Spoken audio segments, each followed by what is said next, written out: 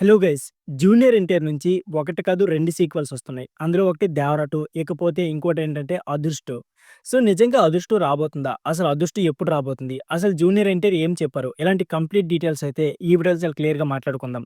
దానికంటే ముందు మీలో 'జూనియర్ ఎన్టీఆర్' ఫ్యాన్స్ ఉంటే మాత్రం వీడియో చూసిన ప్రతి ఒక్కరు లైక్ చేసుకోండి. అంతేకాకుండా కామెంట్ బాక్స్‌లో 'మ్యాన్ ఆఫ్ మాస్' అని కామెంట్ చేసేయండి. ఇక లేట్ చేయకుండా వీడియోని స్టార్ట్ చేసేద్దాం.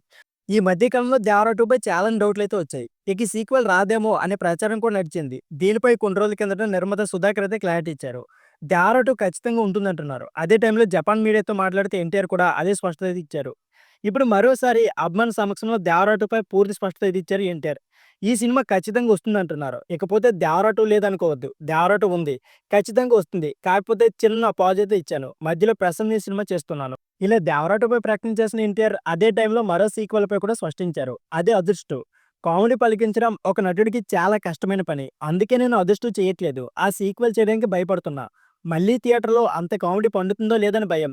ఇలా ఒక సీక్వెల్ చేస్తున్నానంటూ ప్రకటించిన ఎన్టీఆర్ అదే టైంలో మరో సీక్వెల్ చేయనని స్పష్టం చేశారు. ప్రస్తుతం ఈ హీరో 'ప్రసాద్' సినిమాపై దృష్టి పెట్టారు. సో ఫ్రెండ్స్, ఇది వీడియో.